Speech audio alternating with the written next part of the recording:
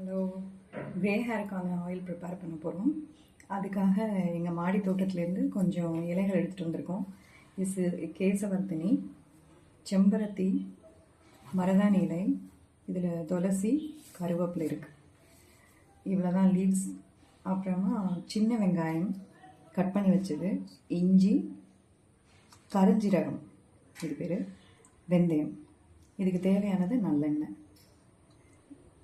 ஆனியனில் sulphur rich, அதனால் சின்ன onion include பண்ணுறது ரொம்ப நல்லது.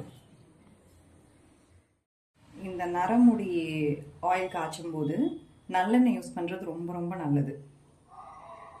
அதே மாதிரி ஹோல் ப்ராசஸ்லேயுமே நல்லெண்ணெய் நம்ம காய்ச்சும் போது சிம்லேயே தான் காய்ச்சணும். அது ஒன்று மட்டும் பாயிண்ட் நோட் பண்ணிக்கணும். நான் அவ்வளோ எண்ணெயை விட்டுட்டேன். ஆயில் விட்ட உடனேயே கொஞ்சம் கொஞ்சமாக இதை போட்டுற வேண்டியதான். ஒவ்வொரு ஐட்டமாக போட்டுட்டு இருக்க வேண்டியது.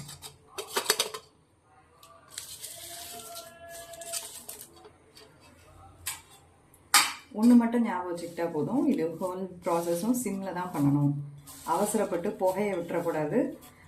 அப்போ முடி உதிர்வு அதிகமாயிரும்.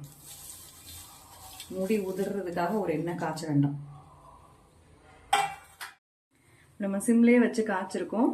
இப்படியே நுரைச்சி வரும். அதுக்காக தான் பெரிய அயன் கடாய் எடுத்துக்கணும். இந்த அயன் கடாய் ரொம்ப இம்பார்ட்டண்ட். அப்போ தான் அந்த எண்ணெய் நல்லா வேலை செய்யும்.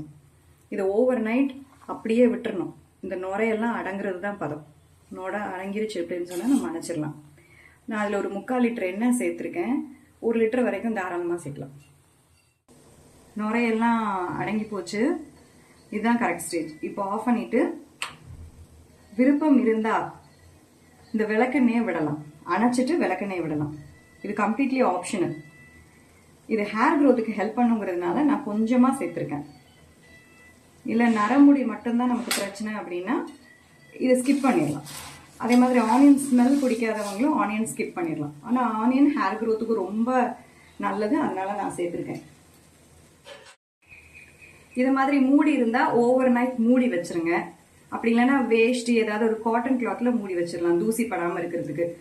இறுக்கி போட்டு மூடிட்டோம்னா வேர்த்து கொட்டிடும், எண்ணெய் பாழாயிரும். அதை மட்டும் ஞாபகம் வச்சுக்கோங்க. ஆறுனோடனே இந்த மாதிரி ஒரு லிட்டில் மூடி வச்சுக்கோங்க. ஓவர் நைட் விட்டுட்டு அப்புறமா ஃபில்டர் பண்ணிக்கலாம். எண்ணெய் ரெடி ஆகிடும்.